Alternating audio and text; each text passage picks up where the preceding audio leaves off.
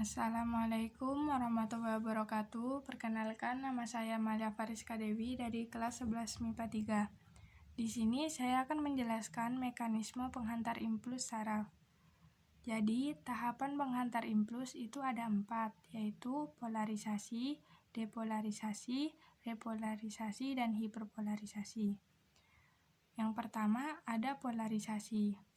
Jadi, sebelumnya di dalam tubuh itu terdapat ion-ion, yaitu seperti ion K+ atau kalium, ion Na+ atau natrium, dan ion klorin atau Cl-.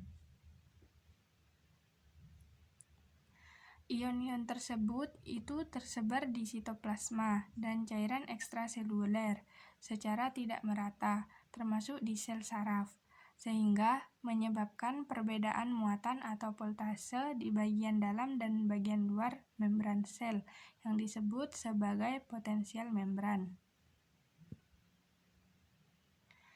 Di luar bagian membran akson itu terdapat lebih banyak ion Na+ yang bermuatan positif dan beberapa ion Cl-. Sementara di sitoplasma atau bagian dalam membran akson itu terdapat banyak ion K+ dan anion berukuran besar. Karena ada banyak anion besar yang bermuatan negatif, maka muatan di dalam membran akson akan lebih negatif dibandingkan dengan muatan di permukaannya.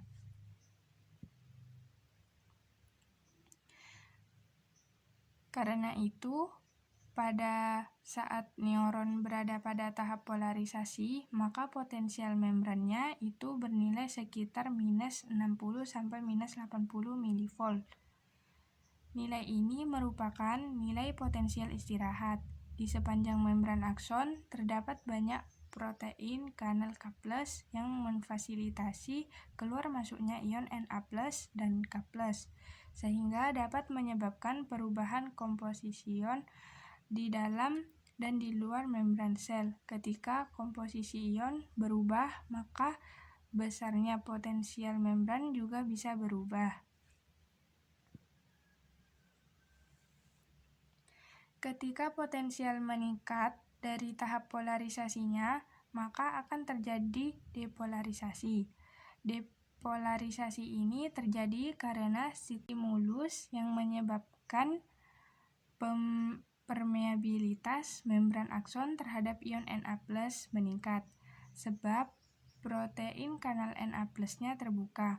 Protein kanal berperan sebagai pintu yang memungkinkan ion untuk bergerak masuk melewati membran sel. Ketika protein kanal Na+ terbuka, maka ion Na+ yang banyak di luar sel akan bergerak masuk ke dalam membran akson.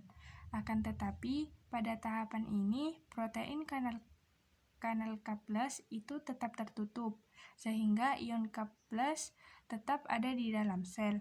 Akibatnya, masuknya ion Na+ akan menyebabkan kondisi di dalam sel menjadi lebih positif daripada lingkungan luarnya.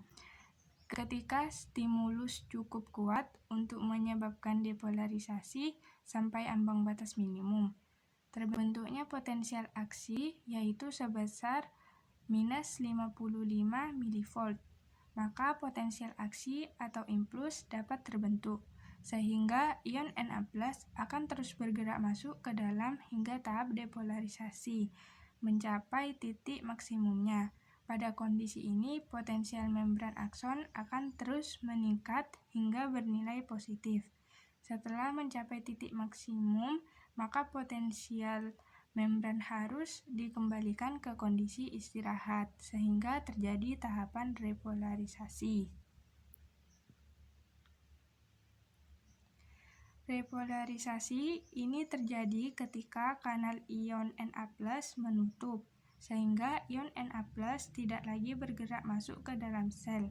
Hal ini lalu diikuti membukanya protein kanal ion K+, karena ion K+ banyak berada di dalam sel daripada di luar sel, maka ion K+ akan bergerak ke luar sel.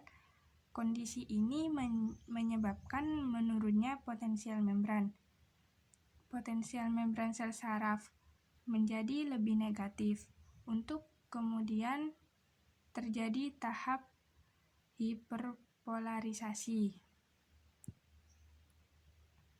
Hiperpolarisasi terjadi ketika terlalu banyak ion K+ yang bergerak keluar sel sehingga potensial membran sel saraf menjadi jauh lebih negatif daripada kondisi istirahatnya.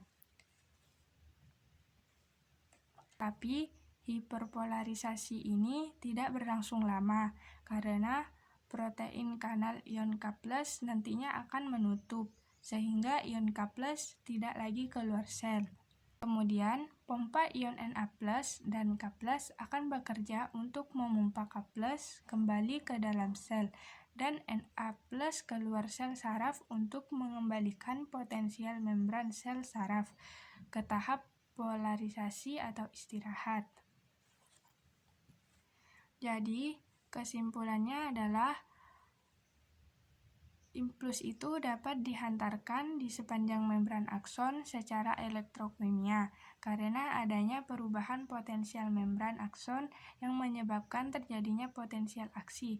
Potensial aksi ini terjadi melalui 4 tahap, yaitu polarisasi, depolarisasi, dan repolarisasi, dan hiperpolarisasi. Pada tahapan polarisasi, potensial membran sel saraf bernilai negatif. Pada tahap depolarisasi, bagian dalam membran sel menjadi lebih positif karena kanal ion Na+ terbuka dan ion Na+ masuk ke dalam. Depolarisasi akan menyebabkan terjadinya potensial aksi atau impuls jika potensial membran mencapai threshold. Pada tahapan repolarisasi, protein kanal ion K+ membuka sehingga ion K+ keluar dari dalam sel yang menyebabkan potensial sel saraf turun menjadi negatif kembali. Lalu pada tahap hiperpolarisasi, potensial membran sel saraf di bagian dalam lebih negatif daripada kondisi saat istirahat, sehingga pompa K+ dan Na+ bekerja untuk mengembalikan potensial membran ke tahap istirahat atau polarisasi. Sekian dari saya, kurang lebihnya mohon maaf. Wassalamualaikum warahmatullahi wabarakatuh.